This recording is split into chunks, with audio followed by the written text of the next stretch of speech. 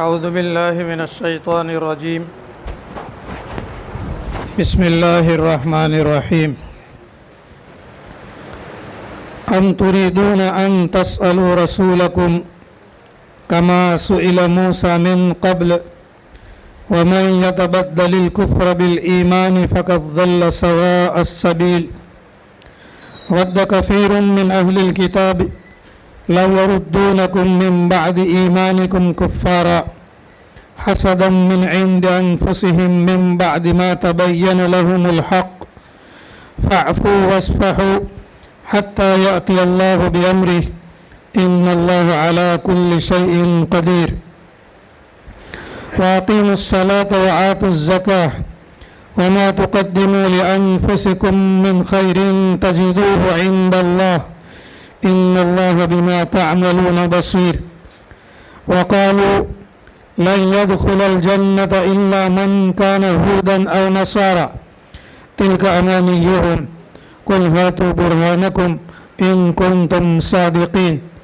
بلى من أسلم وجهه لله وهو محسن فله أجره عند ربه ولا خوف عليهم ولا هم يحزنون وقالت اليهود ليست النصارى على شيء وقالت النصارى ليست اليهود على شيء وهم يتلون الكتاب كذلك قال الذين لا يعلمون مثل قولهم فالله يحكم بينهم يوم القيامة فيما كانوا فيه يختلفون ومن أظلم ممن منع مساجد الله أن يذكر فيها اسمه وسعى في خرابها أولئك ما كان لهم أن يدخلوها إلا خائفين لهم في الدنيا خزي ولهم في الآخرة عذاب عظيم صدق الله العظيم.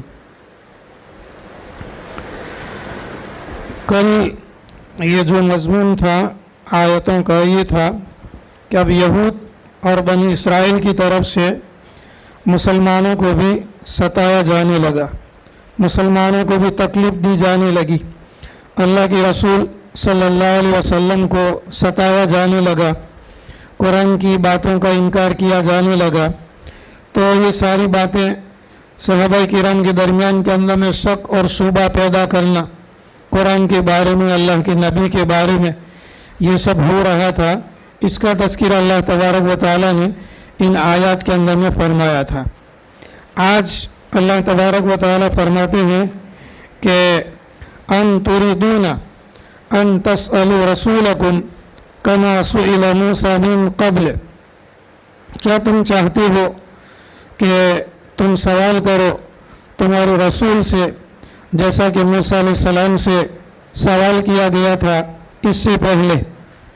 وَمَنْ يَتَبَدَّلِ الْكُفْرَ بِالْإِيمَانِ، اور جو کفر کو اختیار کرے گا ایمان دے کر کے یا ایمان کے بدلے کے اندر میں کفر کو اختیار کرے گا فَقَدْ ضَلَّ سَوَاءَ السَّبِيلِ، تو وہ راہ راستہ سے، سیدھے راستے سے گمراہ ہو گیا.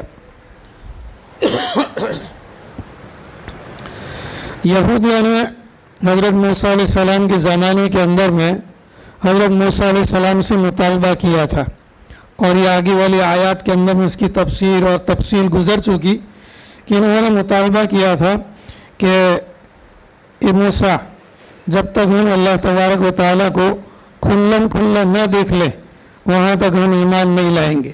لن نؤمن لک حتی نر اللہ جہرتاً فاخذتہم الصاعقہ، تو بجلی کی چمک اور کڑک نے پکڑ لیا اور ان کو مار دیا. تو مکہ کے مشرکین اور کفار یہ چاہتے تھے کہ نبی کریم صلی اللہ علیہ وسلم پر ایمان لاوے اس وقت کے اندر میں جب کہ وہ اللہ تبارک و تعالیٰ کو کھلم کھلا دیکھ لے. اسی کے ساتھ ساتھ جو یہود تھے ان کا بھی یہی مکہ کے مشرکین کے ساتھ میں یہ مطالبہ تھا. تو اللہ تبارک و تعالیٰ نے اس کا تذکرہ ان آیتوں کے اندر میں ذکر فرمایا. ان تريدون، کیا تم چاہتے ہو، ان تسألوا رسولکم، تم اپنے رسول سے سوال کرو، کما سئل موسیٰ من قبل، جیسا کہ موسیٰ علیہ السلام سے اس سے پہلے سوال کیا گیا تھا. پھر اللہ تبارک و تعالیٰ فرماتے ہیں کہ ہمارا دستور ہے، ہمارا قانون ہے، جو بھی کفر کو اختیار کرے گا ایمان کو چھوڑ دے گا، کفر کا راستہ اختیار کرے گا ایمان کا راستہ اختیار نہیں کرے گا تو وہ گمراہ سمجھا جائے گا۔ وَمَن يَتَبَدَّلِ الْكُفْرَ بِالْإِيمَانِ، جو بھی کفر کو بدل دے ایمان کے بدلے میں، فَقَدْ ضَلَّ سَوَاءَ السَّبِيلِ، تو اس نے راہ راستہ سے اپنے آپ کو گمراہ کر دیا۔ وَدَّ كَثِيرٌ مِّنْ أَهْلِ الْكِتَابِ لَوْ يَرُدُّونَكُمْ مِنْ بَعْدِ إِيمَانِكُمْ كُفَّارًا، اور اہل کتاب میں سے بہت سے لوگ چاہتے ہیں، لَوْ يَرُدُّونَكُمْ، تمنا کرتے ہیں کہ تم کو واپس لوٹا دے، مِنْ بَعْدِ إِيمَانِكُمْ، تمہارے ایمان لانے کے بعد، کفاراً، کافر بنا کر کے واپس لوٹا دے۔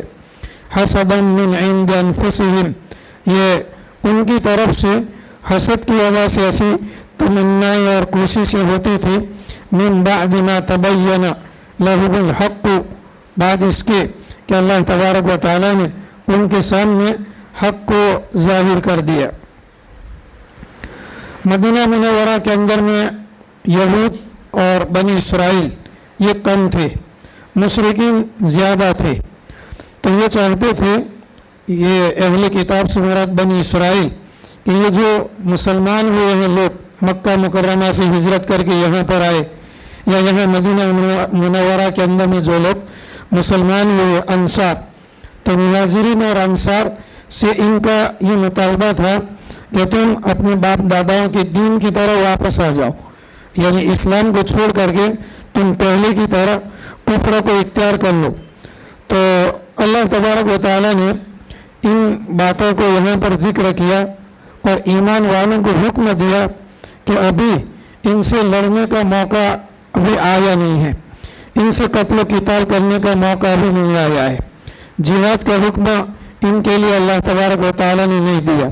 اللہ تعالیٰ نے فرمایا فَاعْفُوا وَاصْفَحُوا، فَاعْفُوا، معاف کر دو، وَاصْفَحُوا، درگزر کرو، حَتَّى يَأْتِيَ اللَّهُ بِأَمْرِهِ، یہاں تک کہ اللہ تبارک و تعالیٰ اپنے حکم کو لے آوے۔ یہ حکم سے مراد جہاد کا حکم ہے، اور ان سے یہودیوں سے اور مشرکین مدینہ اور مشرکین مکہ سے لڑنے کا حکم ہے۔ تو اللہ تبارک و تعالیٰ نے فرمایا کہ ابھی درگزر کرو، یہود جو بھی کہتے ہیں ستاتے ہیں ان سے کوئی مقابلہ مت کرو۔ فَاعْفُوا وَاصْفَحُوا حَتَّى يَأْتِيَ اللَّهُ بِأَمْرِهِ، یہاں تک کہ اللہ تبارک و تعالیٰ اپنے حکم کو لے آئے۔ ان اللہ علی کل شیء قدیر، بے شک اللہ تبارک و تعالیٰ ہر چیز کے اوپر میں قدرت رکھتا ہے۔ وَأَقِيمُوا الصَّلَاةَ وَآتُوا الزَّكَاةَ، نماز قائم کرتے رہو اور زکوٰۃ دیتے رہو۔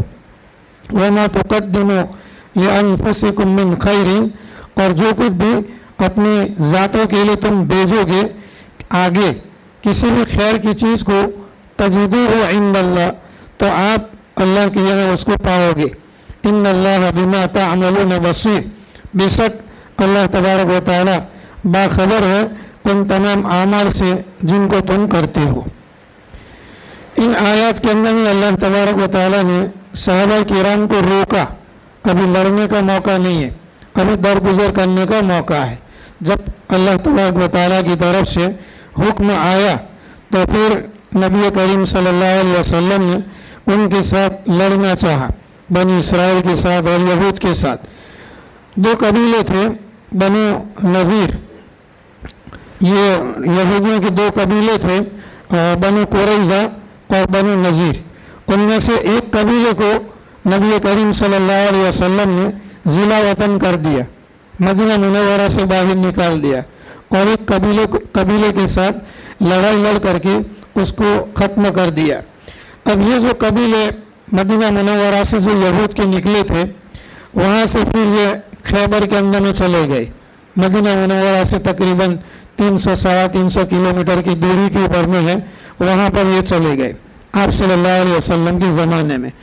آپ صلی اللہ علیہ وسلم نے فرمایا کہ اخرج الیہود من جزیرۃ العرب، جزیرہ عرب سے یہود کو نکال دو۔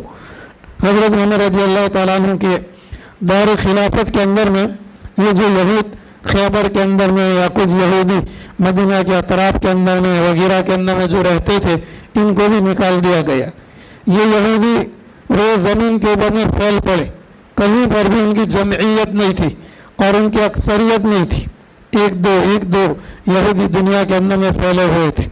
आखिर के अंदर में ये यहूदी यहाँ रूस के अंदर में जमा हुए। 1992 के अंदर में इन यहूदियों को फ़लस्तीन के अंदर में बसाया गया, बाकायदा फ़लस्तीन के अंदर में बसाया गया। और ये तकवीनी तौर पर अल्लाह तबारक व तआला ने बसाया, इसलिए कि यहूदी पूरी दुनिया के अंदर में फैले हुए थे। आखिर ज़माने के अंदर में जब हज़रत ईसा अलैहिस्सलाम उतरेंगे और हज़रत महदी का ज़ुहूर होगा, महदी ज़ाहिर होंगे, दज्जाल भी निकलेगा, उस वक्त के अंदर में लड़ाई होगी यहूदियों के साथ। हज़रत ईसा अलैहिस्सलाम के उतरने की वजह से जितने भी ईसाई दुनिया के ऊपर में आज है और इस ज़माने के अंदर में भी होंगे, नसारा और ईसाई, ये मुसलमानों के साथ में हो जाएंगे और लड़ाई होगी और उसके अंदर में दज्जाल को भी कत्ल किया जाएगा। हज़रत ईसा अलैहिस्सलाम उसको कत्ल करेंगे। तो उस ज़माने के अंदर में जब लड़ाई होगी मुसलमानों की और यहूदियों की, तो मुसलमान कहाँ कहाँ यहूदियों को ढूंढते फिरेंगे। इसलिए अल्लाह तबारक व तआला ने तकवीनी तौर पर एक जगह के अंदर उनको जमा किया, फ़लस्तीन के पास, मुल्क शाम के अंदर में। और कुर्ब क़यामत एक ज़माना ऐसा आएगा कि यहूदी किसी भी चीज़ के पीछे छुपेगा तो वो चीज़ बोलेगी। दीवार के पीछे अगर छुपेगा और किसी और दरख्त के पीछे छुपेगा तो वो चीज़ बोलेगी, ताल या अय्युहल मुस्लिम हुना यहूदियन, ये मुसलमान इधर आओ, इसके पीछे जो यहूदी छुपा हुआ है। लेकिन एक दरख्त है, उस दरख्त को गरकत का दरख्त कहा जाता है। ये अपने बबूल की तरह होता है, बावरिया की तरह होता है। बबूल अलग है और वो गरकत का जो दरख्त है वो अलग है। वो दरख्त ऐसा है कि अगर उसके ऊपर या उसके तने के नीचे अगर यहूदी छुपेगा तो वो दरख्त बोलेगा नहीं। इसीलिए उस दरख्त का नाम अरबों ने शजरतुल यहूद रखा हुआ है, यहूद का दरख्त, इसको गरकत का दरख्त कहते हैं। ये दरख्त अभी उन्होंने वहाँ पर उगाए हुए हैं। आप गूगल पर या यूट्यूब के ऊपर में अगर देखेंगे तो आपको उसकी शक्ल सूरत भी दिखाई देगी। तो कुर्ब क़यामत के अंदर में ये लड़ाइयाँ होगी। अच्छा, अब ये लोग जो हैं, अभी यहूदी जो ठहरे हुए हैं फ़लस्तीन के अंदर और मुल्क शाम के अंदर में, उन्होंने एक अपना नक्शा बनाया हुआ है, ग्रेट इसराइल नाम का एक नक्शा बनाया हुआ है। वह मुल्क शाम से लेकर के मदीना मुनव्वरा तक ये अपनी हुकूमत को कायम करना चाहते हैं। जो उनकी असल जो जगह जहाँ पर बनु कुरैज़ा और बनु नज़ीर ये जो मदीना मुनव्वरा के अंदर में रहते थे और आप सल्लल्लाहु अलैहि वसल्लम के ज़माने के अंदर में उनको निकाल दिया गया था, और ये वापस चाहते हैं कि उनकी हुकूमत वहाँ फ़लस्तीन से लेकर के मुल्क शाम से लेकर के जो है यह मदीना मुनव्वरा तक कायम हो जाए। अब ये जो उन्होंने ग्रेट इसराइल का जो नक्शा बनाया हुआ है उसके अंदर में मुल्क शाम का हिस्सा है, उर्दून यानी जॉर्डन का हिस्सा है, कुछ लबनान का हिस्सा है, कुछ मिस्र का हिस्सा है, और फिर आखिर के अंदर में सऊदी अरब का हिस्सा है और मदीना मुनव्वरा ये भी सऊदी अरब के अंदर में दाखिल है। यहाँ तक वो अपनी हुकूमत को कायम करना चाहते हैं। तो अल्लाह तबारक व तआला उस ज़माने के अंदर में जब यहूद मदीना मुनव्वरा के अंदर में थे तो अल्लाह तबारक व तआला ने हुक्म दिया कि फ़अफ़ू वस्फ़हू, माफ़ करो, दरगुजर करो, हत्ता याती अल्लाह बिअम्री, यहाँ तक कि अल्लाह तबारक व तआला अपने हुक्म को ले आवे। बेशक अल्लाह तबारक व तआला हर चीज़ पर कुदरत रखने वाला है। अभी तुम्हारा काम है जानी और माली इबादतों को अदा करना। अक़ीमुस सलात व आतुज़ ज़कात, अपने माली निज़ाम को दुरुस्त करो और जानी निज़ाम को भी दुरुस्त करो। इबादत के अंदर में जो जानी इबादतें हैं और माली इबादतें हैं उनमें से एक एक चीज़ का अल्लाह तबारक व तआला ने जिक्र फरमाया। अक़ीमुस सलात, नमाज को कायम करो, व आतुज़ ज़कात, ज़कात देते रहो, वमा तुक़द्दिमू लिअन्फुसिकुम मिन खैरिन, और जो कुछ भी तुम अपनी ज़ातों के लिए आगे भेजोगे, कोई भी खैर का काम, तजिदूहु इंदल्लाह, तो उसको अल्लाह ताला के यहाँ आप पाओगे। अगर काफिरों और यहूद और नसारा की तकलीफ़ों के ऊपर में अगर तुम दरगुजर करोगे, अगर तुम सब्र करोगे, تو اس کا بدلہ بھی اللہ تبارک و تعالیٰ آخرت کے اندر میں دے گا. کہیں ایسا نہیں ہے کہ تمہارے اوپر میں ظلم ہوتا ہے غیروں کی طرف سے اور اللہ تعالیٰ نہ دیکھتا ہو. اللہ تعالیٰ دیکھتا ہے. ان اللہ بما تعملون بصیر. بے شک اللہ تبارک و تعالیٰ جو کچھ بھی تم کرتے ہو اس کو اللہ تبارک و تعالیٰ دیکھتا ہے. یہ یہودیوں کی شرارتیں تھیں صحابہ کرام کے ساتھ, نبی کریم صلی اللہ علیہ وسلم کے ساتھ, اور اسی طریقے سے ذہنی طور پر ستاتے بھی تھے. ذہنی طور پر یعنی یوں کہو کہ ٹینشن میں ڈال دیتے تھے. صحابہ کرام کا چاہے وہ مہاجرین ہوں یا انصار ہوں, اللہ کے اوپر میں ان کا ایمان تھا, اللہ کے رسول پر ایمان تھا, قرآن کے اوپر میں ایمان تھا, آخرت کے اوپر میں ایمان تھا, جنت اور جہنم کے اوپر میں ان کا ایمان تھا, عمل صالح کی بنیاد پر جنت میں جانا اور برے عمل کے بدلے کے اندر میں جہنم کے اندر میں جانا, اس کے اوپر میں صحابہ کرام کا ایمان تھا. اب یہ یہود اور نصارہ مسلمانوں کے پاس میں آتے اور مسلمانوں کے پاس آ کر کے ایسی باتیں چھوڑتے کہ دیکھو تم کچھ بھی محنت کرو, کچھ بھی عبادتیں کرو, کیسے بھی تم اپنے نبی کو مانو, لیکن تم جنت میں داخل ہونے والے نہیں ہو. جنت میں تو وہی داخل ہوگا جو یہودی ہوگا. یہودی آ کر کے مسلمانوں کے اس طور پر کہتے تھے.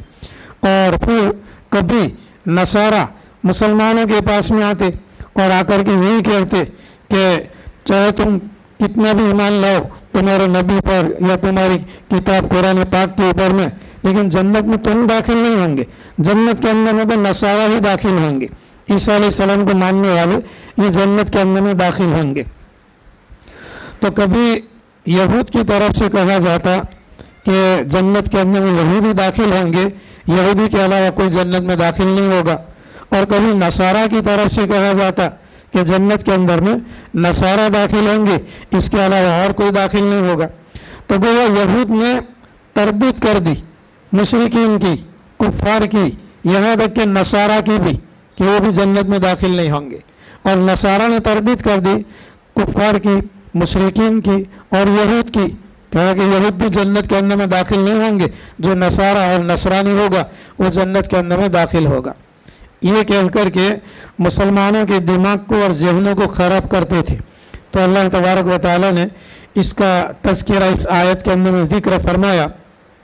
وقالو, ان لوگوں نے کہا, ان لوگوں نے یعنی یہود اور نصارہ نے کہا, لن يدخل الجنت, جنت کے اندر میں ہرگز ہرگز داخل نہیں ہوگا, الا من کان ہودا, مگر وہ آدمی داخل ہوگا کہ جو یہودی ہو, او نصارہ, یا وہ داخل ہوگا جو کہ نصارہ ہو.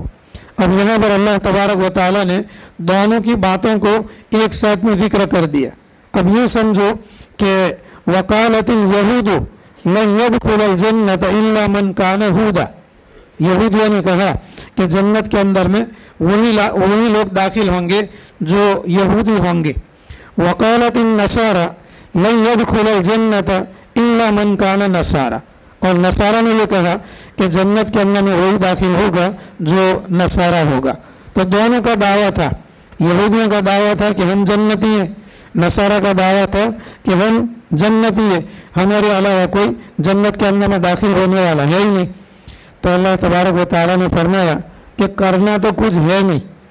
یہود کو اور نصارہ کو اللہ تبارک و تعالیٰ فرماتے کہ کرنا کچھ نہیں ہے, امیدیں اور بڑی بڑی تمنائیں گڑنا ہے اور بنانا ہے. تل کا معنی یہ ہو, یہ ان کی تمنائیں ہیں, یہودیوں کی تمنا ہے, نصارہ کی تمنا ہے. کرنا تو یہ تھا یہود کو کہ حضرت موسیٰ علیہ السلام پر ایمان لانے کے بعد اور تورات پر ایمان لانے کے بعد, تورات کے اندر میں جو خوشخبری تھی حضرت عیسیٰ علیہ السلام کی اور حضرت محمد صلی اللہ علیہ وسلم کی, اور تورات کے اندر میں بشارت تھی انجیل کی اور قرآن پاک کی, تو اس کے اوپر وہ ایمان لاتے. اس پر تو ایمان نہیں لائے, بلکہ اپنے زمانے کے اندر میں جو انبیاء علیہ السلام تھے ان کو انہوں نے قتل کر دیا, شہید کر دیا. اور نصارہ کا دین آیا حضرت موسیٰ علیہ السلام کے دین کے بعد, اور نصارہ کے پاس میں کتاب آئی انجیل, تورات کی بات. تو انجیل کے اندر میں اللہ کے رسول حضرت محمد صلی اللہ علیہ وسلم کی خوشخبری اور بشارت تھی, اور انجیل کے اندر میں قرآن پاک کی بھی بشارت اور خوشخبری تھی. تو نصارہ کو بھی چاہیے تھا کہ وہ ایمان لاتے حضرت محمد صلی اللہ علیہ وسلم پر اور ایمان لاتے قرآن پاک کے اوپر میں، تو انہوں نے اس کا بھی انکار کیا. اللہ تبارک و تعالیٰ جو چاہتا تھا، جیسا ایمان چاہتا تھا، ویسا ایمان نہ تو یہود لائے اور نہ تو نصارہ لائے، اور پھر تمنا کرتے ہیں کہ جنت کے اندر میں ہم داخل ہوں گے، ہمارے علاوہ کوئی جنت میں داخل نہیں ہوگا. تو اللہ تبارک و تعالیٰ فرماتے ہیں کہ ایمان کے بغیر، عمل صالح کے بغیر جنت کو چاہنا یہ تمہاری تمنائیں ہیں. تلک امانیہم، یہ ان کی تمنائیں ہیں.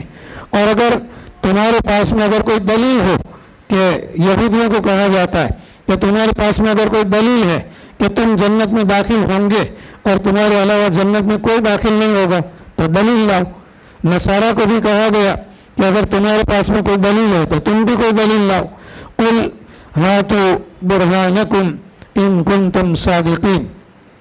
اللہ تعالیٰ آپ صلی اللہ علیہ وسلم سے فرماتے ہیں کہ قل، ان سے کہو، یہود کو کہو دلیل لاؤ، نصارہ سے کہو دلیل لاؤ، ہاتوا برہانکم، اپنی کوئی دلیل لاؤ، ان کنتم صادقین، اگر تم اپنے دعوے کے اندر میں سچے ہو. ان کا دعویٰ تھا یہود کا کہ یہودی جنت میں جائیں گے، ان کے علاوہ کوئی جنت میں نہیں جائے گا. نصارہ کا دعویٰ تھا کہ نصارہ جنت میں جائیں گے، ان کے علاوہ کوئی جنت میں داخل نہیں ہوگا. تو لاؤ، دلیل لاؤ. اللہ تعالیٰ فرماتے ہیں کہ ہم بتلاتے ہیں کہ جنت کے اندر میں کون جائے گا اور جنت کے اندر میں کون نہیں جائے گا. اللہ تعالیٰ نے ایک دستور بتلایا، چاہے یہودی ہے، چاہے نصرانی ہے، چاہے مشرک ہے، چاہے کافر ہے، چاہے بحریہ ہے، اللہ کے وجود کا انکار کرنے والا، ناستک، بحریہ ہے، کوئی بھی ہے. بلا، ہاں کیوں نہیں، جنت کے اندر میں داخل ہوگا. کون؟ من اسلم وجهه للہ وهو محسن. یہ ہے دو صفات جس کے اندر میں بھی پائی جائے گی تو اللہ تبارک و تعالیٰ فرماتے ہیں کہ وہ جنت کے اندر میں داخل ہوگا. من اسلم وجهه للہ، بلا کیوں نہیں، جنت کے اندر میں داخل ہوں گے وہ لوگ کہ جو اپنے چہرے کو، اپنی ذات کو اللہ کے تابع کر دے. اسلم یسلم، اسلام کا معنی ہے تابع کر دینا. مسلمان، ہم اپنے آپ کو مسلمان کہتے ہیں، مسلم کہتے ہیں. اسلم یسلم اسلاماً فہو، مسلم کا معنی ہے تابع داری کرنے والا، ماننے والا، اللہ کو اور اللہ کے رسول کو ماننے والا، اس کو کہتے ہیں مسلم. اور یہ مسلم جو نام ہے حضرت ابراہیم علیہ السلام نے رکھا تھا. ملت ابیکم ابراہیم هو سماکم المسلمین، یہ تمہارے باپ دادا ابراہیم کا دین ہے، انہوں نے تمہارا نام مسلمان رکھا ہے. تو اللہ تعالیٰ فرماتے ہیں کہ بلا کیوں نہیں، جنت میں داخل ہوگا من اسلم وجهه للہ، جس نے اپنے چہرے کو، اپنی ذات کو اللہ کے تابع کر دیا. ایک وہ محسن، اور وہ نیک عمل بھی کرنے والا ہے، یعنی ایمان ہے اور عمل صالح ہے. چاہے کوئی بھی ہے، یہودی ہے، نصرانی ہے، کافر ہے، مشرک ہے، مجوس ہے، کوئی بھی ہے، اگر وہ اللہ پر ایمان لاتا ہے اور اپنے آپ کو اللہ کے حوالے اور تابع کر دیتا ہے اور نیک عمل کرتا ہے تو فَلَهُ أَجْرُهُ عِنْدَ رَبِّهِ، تو اس کے لیے اس کا اجر اور ثواب جنت کی شکل کے اندر میں ہے اس کے رب کے پاس. وَلَا خَوْفٌ عَلَيْهِمْ وَلَا هُمْ يَحْزَنُونَ، اور نہ ان کو آئندہ کا کوئی خوف اور ڈر ہوگا. جنت میں داخل ہونے کے بعد میں یہ ڈر نہیں ہوگا کہ ان کو کچھ سالوں کے بعد میں جنت سے ان کو نکال دیا جائے گا، کوئی ڈر بھی نہیں ہوگا. وَلَا هُمْ يَحْزَنُونَ، اور نہ گزری ہوئی زندگی کے اوپر میں وہ غم کریں گے کہ اللہ تبارک و تعالیٰ نے جنت کے اندر میں داخل کر دیا، نعوذ باللہ کسی گناہ کی وجہ سے پھر اللہ تبارک و تعالیٰ جنت سے نکال دے، ایسا نہیں ہوگا. تو جنت کے اندر میں نہ کوئی خوف ہوگا اور نہ کوئی ڈر ہوگا. اللہ تبارک و تعالیٰ اس کے بعد میں، اچھا ان آیات کے اندر میں یہود کا دعویٰ تھا کہ ہم جنتی، نصارہ کا دعویٰ تھا کہ ہم جنتی، اور ایک دوسرے کی تردید کرتا تھا. یہود تردید کر دیتے نصارہ کی اور نصارہ تردید کر دیتے یہود کی، یہ دونوں ایک دوسرے کی تردید کرتے، لیکن مسلمانوں کے مقابلے کے اندر میں دونوں ایک ہو جاتے. یہود اور نصارہ دونوں مل جاتے مسلمانوں کا مقابلہ کرنے کے لیے. آج بھی روئے زمین کے اوپر میں یہود اور نصارہ اسلام اور مسلمان کے خلاف میں ملے ہوئے ہیں، متفق ہیں. اگرچہ آپس میں ان کی دشمنیاں ہیں یہود کی نصارہ کے ساتھ، نصارہ کے یہود کے ساتھ، لیکن اسلام اور مسلمان کی بات آتی ہے تو دونوں جمع ہو جاتے ہیں۔ آخر کے اندر میں اللہ تبارک و تعالیٰ فیصلہ فرمائے گا، دنیا کے اندر میں بھی اور آخرت کے اندر میں بھی اللہ تبارک و تعالیٰ فیصلہ فرمائے گا۔ تو آگے والی آیات کے اندر میں اللہ تبارک و تعالیٰ نے ذکر فرمایا کہ وقالت اليہود لیست النصارى علی شیء، یہود یعنی یہودی، نصارہ یعنی نصرانی۔ یہود نے کہا کہ نصارہ کسی بھی چیز پر نہیں ہے، یعنی کسی بھی دین پر نہیں ہے۔ گویا یہود نے نصارہ کے دین کی تردید کر دی، حالانکہ وہ عیسیٰ علیہ السلام کو مانتے تھے اور انجیل کے اوپر میں ان کا ایمان تھا اور انجیل کے اوپر میں عمل کرتے تھے۔ یہود نے تردید کر دی کہ نصارہ کسی بھی دین پر نہیں ہے۔ تو ان کے اعتبار سے، یہود کے اعتبار سے نصارہ کو کوئی دین نہیں ہے اور نصارہ کا کوئی مذہب نہیں ہے، ان کی تردید ہو گئی۔ وقالت النصارى، اور نصارہ نے کہا کہ لیست اليہود علی شیء، یہودی کسی دین پر نہیں ہے، یہودی کسی مذہب پر نہیں ہے، حالانکہ یہودی موسیٰ علیہ السلام کو مانتے تھے اور تورات کو مانتے تھے اور اس کے اوپر میں عمل کرتے تھے۔ تو گویا یہود نے تردید کر دی نصارہ کی اور نصارہ نے تردید کر دی یہود کی۔ یہود کے اعتبار سے نصارہ کسی مذہب پر نہیں ہے اور نصارہ کے اعتبار سے یہود کسی مذہب کے اوپر میں نہیں ہے۔ اللہ تبارک و تعالیٰ فرماتے ہیں کہ دونوں کسی مذہب کے اوپر میں نہیں ہے، نہ یہود اپنے سچے مذہب پر ہے اور نہ نصارہ اپنے سچے مذہب کے اوپر میں ہے۔ وقالت النصارى لیست اليہود علی شیء وهم یتلون الکتاب، یہ دونوں یہود اور نصارہ یہ اہل کتاب ہے، کتاب والے ہیں، تورات والے ہیں، انجیل والے ہیں اور انجیل کو اور تورات کو پڑھتے ہیں۔ پڑھنے کے بعد یہودی تردید کرتے ہیں نصارہ کی اور نصارہ تردید کرتے ہیں یہود کی۔ اللہ تعالیٰ فرماتے ہیں کہ یہ تو پڑھے لکھے لوگ تھے، اہل کتاب پڑھے لکھے تھے، کتاب والے تھے، ان کا دیکھا دیکھی مکہ کے مشرکین اور کفار اور مدینہ منورہ کے مشرکین اور کفار جو کچھ بھی نہیں جانتے تھے، نہ ان کے پاس میں کوئی آسمانی کتاب اور نہ ان کے پاس میں کوئی نبی کی بات اور نہ ان کے پاس میں کوئی نبی، وہ بھی ان کا دیکھا دیکھی مسلمانوں کی تردید کرنے لگے کہ مسلمانوں کا مذہب کوئی مذہب نہیں ہے۔ کذالک، اسی طرح، یعنی جس طرح یہود نے نصارہ کی تردید کی، نصارہ نے یہود کی تردید کی، اسی طرح قال الذین لا یعلمون، کہا ان لوگوں نے کہ جو جانتے نہیں ہیں، مثل قولہم، انہیں کی طرح کہا۔ یہ مشرکین اور کفار نے یہود کی بھی تردید کر دی، نصارہ کی بھی تردید کر دی اور مسلمانوں کی بھی تردید کر دی۔ تو فاللہ یحکم بینہم یوم القیامت فیما کانوا فیہ یختلفون، تو اللہ تبارک و تعالیٰ ان کے درمیان میں فیصلہ کرے گا قیامت کے دن، فیما کانوا فیہ یختلفون، ان تمام باتوں کے اندر میں جن باتوں کے اندر میں یہ لوگ اختلاف کرتے ہیں۔ اللہ تبارک و تعالیٰ نے ان کے لیے فیصلہ فرمایا، ایک علمی فیصلہ اور ایک عملی فیصلہ، علمی فیصلہ اور عملی فیصلہ، یا دوسرے الفاظ کے اندر میں یوں سمجھو کہ اللہ تبارک و تعالیٰ نے یہود، نصارہ، مشرکین مکہ، کفار مکہ اور مسلمان صحابہ کرام، ان کے درمیان کے اندر میں اللہ تبارک و تعالیٰ نے فیصلہ فرمایا، علمی فیصلہ اور عملی فیصلہ۔ علمی فیصلہ یہ دنیا کے اندر میں اللہ تبارک و تعالیٰ نے فرما دیا اور عملی فیصلہ اللہ تبارک و تعالیٰ آخرت کے اندر میں فرمائیں گے۔ علمی فیصلہ تو اللہ تبارک و تعالیٰ نے فرما دیا کہ یہود کا مذہب بھی منسوخ، کینسل، نصارہ کا مذہب بھی منسوخ اور کینسل، یہود کی کتاب تورات منسوخ، کینسل، نصارہ کی کتاب انجیل منسوخ، کینسل۔ اب نبی آخر زمان کا دین چلے گا اور قرآن چلے گا، اللہ کی کتاب یہ چلے گی، اب نہ تورات چلے گی، نہ زبور چلے گی، نہ انجیل چلے گی۔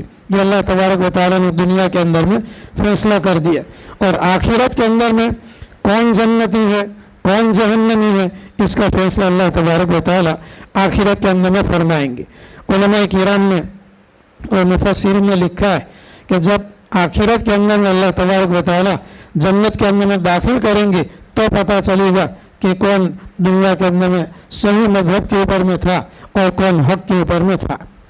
اس کے ساتھ ساتھ یہود اور نصارہ کا دیکھا دیکھی مکہ کے مشرکین اور کفار نے ان مسلمانوں کی تردید کر دی، تو اللہ تبارک و تعالیٰ اچھا، اور پھر وہ دعویٰ کرتے تھے کہ ہمارا مذہب اور مسلک اور دین جو ہے وہ برحق دین ہے۔ یہ مکہ کے مشرکین اور کافروں کا یہ دعویٰ تھا۔ تو اللہ تبارک و تعالیٰ فرماتے ہیں کہ تم تو سب سے زیادہ ظالم ہو، تم سے بڑھ کر کے ظلم کرنے والا کوئی نہیں۔ مکہ کے مشرکین اور کفار سے بڑھ کر مسلمانوں کے اوپر میں ظلم کرنے والا کوئی نہیں۔ سب سے پہلے نبی کریم صلی اللہ علیہ وسلم نے دعوت اور تبلیغ کا کام شروع کیا اور صفا پہاڑی کے اوپر میں لوگوں کو جمع کیا صفا پہاڑی کے پاس، تو مکہ کے مشرکین اور کفار نے گالیاں دی، ابو لہب نے بھی گالی دی آپ صلی اللہ علیہ وسلم کو، تبن لکا لہذا جمعتنا، تیرے ہاتھ ٹوٹے تو نے ہم کو اس لیے جمع کیا۔ تو اللہ تبارک و تعالیٰ نے اس کی تردید کے اندر میں تبت یدا بھی لہب پوری نازل فرمائی۔ 13 سال تک مکہ مکرمہ کے اندر میں کافروں نے اور مشرکوں نے اللہ کے رسول اور مسلمانوں کو ستایا اور مسجد حرام کے اندر میں نماز پڑھنے سے بھی روکا مکہ کے مشرکین اور کفار نے، یہاں تک کہ مجبور ہو کر کے ان کو مدینہ منورہ کی طرف ہجرت کرنا پڑی۔ پھر اس کے بعد میں ہجری سن 6 کے اندر میں 1500 لوگ مسلمان ہو گئے تھے مدینہ منورہ کے اندر میں۔ 1500 لوگ اطراف سے مدینہ منورہ کے اور مکہ سے جو مسلمان ہجرت کر کے مدینہ منورہ پہنچ چکے تھے، 1500 لوگ مسلمان ہو چکے تھے۔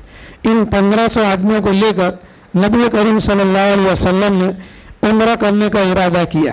مدینہ منورہ سے نکلے آپ صلی اللہ علیہ وسلم، اور اطراف کے اندر جو مسلمان ہوئے تھے ان کو جب خبر ہوئی تو وہ لوگ بھی مدینہ منورہ پہنچ گئے، اور مدینہ منورہ سے جو راستہ مکہ مکرمہ کی طرف جاتا ہے طریق الہجرت، جہاں پر ذوالحلیفہ نام کا میقات آتا ہے، اور وہیں پر جو لوگ احرام باندھتے وہاں پر مسجد بھی ہے، وہاں پر غسل خانے اور بیت الخلاء وغیرہ سب کچھ ہے، عورتوں کے لیے نظام بھی الگ ہے، مردوں کے لیے بھی نظام الگ ہے۔ تو ذوالحلیفہ کے پاس کے اندر میں جمع ہو گئے، آپ صلی اللہ علیہ وسلم نے وہاں ذوالحلیفہ سے احرام باندھا اور اونٹنے کے اوپر میں سوار ہوئے۔ لمبا چوڑا قصہ ہے، تفصیل کے ساتھ میں ہے کہ آپ صلی اللہ علیہ وسلم نے کہاں سے احرام باندھا تھا، کیسا احرام باندھا تھا۔ بہر کے وہاں سے نکلے، وہاں سے نکل کر کے مکہ مکرمہ سے پہلے حدیبیہ کے مقام کے اوپر میں آپ پہنچے تھے، اور حدیبیہ کے اوپر میں ٹھہرے ہوئے تھے کہ مکہ کے مشرکین اور کفار آئے اور انہوں نے کہا کہ اس سال تم واپس جاؤ، اس سال واپس جاؤ، ابھی تم اس سال عمرہ نہیں کرو گے۔ آپ صلی اللہ علیہ وسلم کے بارے میں یہ آتا ہے، مشہور ہے کہ آپ صلی اللہ علیہ وسلم نے 4 عمرہ کیے اور 1 مرتبہ حج کیا۔ حج پہلا بھی ہوئی اور آخر بھی ہوئی، حجۃ الوداع، ایک ہی مرتبہ حج کیا، اور 4 مرتبہ عمرہ کا تذکرہ آتا ہے، لیکن آپ صلی اللہ علیہ وسلم نے 3 عمرے کیے۔ یہ عمرہ جو تھا ہجری سن 6 کے اندر میں صلح حدیبیہ کے مقام کے اوپر میں آپ ٹھہرے، مکہ کے مشرکین اور کفار آئے اور صلح نامہ ہوا اور عہد نامہ ہوا، اور اس کے اندر میں آپ صلی اللہ علیہ وسلم کو واپس جانا پڑا کہ ابھی تو عمرہ نہیں کریں گے، آئندہ سال عمرہ کرنے کے لیے آئیں گے۔ اور جتنی بھی شرطیں کی گئی وہ ساری کی ساری شرطیں دب کر کے کی گئی۔ حضرت عمر رضی اللہ تعالیٰ عنہ چاہتے کہ یا رسول اللہ ہم حق پر نہیں ہیں، ہم اللہ پر ایمان نہیں رکھتے، ہمارا مذہب برحق نہیں ہے، کافرین اور مشرکین یہ باطل مذہب پر نہیں ہے، سب کچھ تھا، لیکن جو ہے آپ صلی اللہ علیہ وسلم نے دب کر صلح کی۔ اور جو صلح نامہ جو تھا اس کے اندر میں سب سے پہلی بات جو اللہ کے نام سے ذکر کیا گیا، تو اللہ کو تو مانتے تھے مکہ کے مشرکین، لیکن آپ صلی اللہ علیہ وسلم کو اللہ کا رسول نہیں مانتے تھے، تو محمد رسول اللہ، محمد رسول اللہ کی طرف سے یہ لکھا جا رہا ہے۔ تو مشرکین نے کہا کہ یہی تو ہمارا اور تمہارا جھگڑا ہے، اگر ہم تم کو اللہ کا رسول مانے تو پھر کوئی جھگڑا ہی نہیں ہے، اس کو مٹاؤ۔ تو حضرت علی رضی اللہ تعالیٰ نے لکھ لیا تھا، تو فرمایا کہ مٹاؤ، تو حضرت علی نے فرمایا کہ یا رسول اللہ میں نہیں مٹاتا، آپ اللہ کے رسول ہیں تو ہے۔ تو آپ صلی اللہ علیہ وسلم نے چونکہ امی تھے تو آپ صلی اللہ علیہ وسلم نے اپنے ہاتھ سے اس کو مٹا دیا۔ بہرکیف یہ لمبا چوڑا اس کا واقعہ ہے صلح حدیبیہ کا۔ تو مکہ کے مشرکین نے یہ ظلم کیا، 1500 آدمیوں کو واپس کیا حدیبیہ کے مقام پر سے کہ آئندہ سال آؤ گے. تو اللہ تعالیٰ فرماتے ہیں کہ تم دعویٰ کرتے ہو جنتی ہونے کا کہ تم نے مسلمانوں کو حرم مکی سے روکا اور تم نے مسلمانوں کو مجبور کیا ہجرت کرنے کے اوپر میں، اور مسلمان جب آئے عمرہ کرنے کے لیے تو تم نے ان کو مکہ مکرمہ کے اندر میں داخل نہیں ہونے دیا. تو تم تو بڑے ظالم ہو اور تم سے بڑھ کر کے کوئی ظالم ہو ہی نہیں سکتا. اس کا تذکرہ اللہ تعالیٰ نے فرمایا. ومن اظلم، اور کون ہے اس سے بڑا ظالم، کس سے بڑا، ممن منع مساجد اللہ، اس آدمی سے بڑھ کر بڑا ظالم کون ہو سکتا ہے کہ جو اللہ کی مسجدوں کے اندر میں لوگوں کو آنے سے روکے، نماز پڑھنے سے روکے اور مسجدوں کے اندر میں اللہ کا ذکر کرنے سے روکے.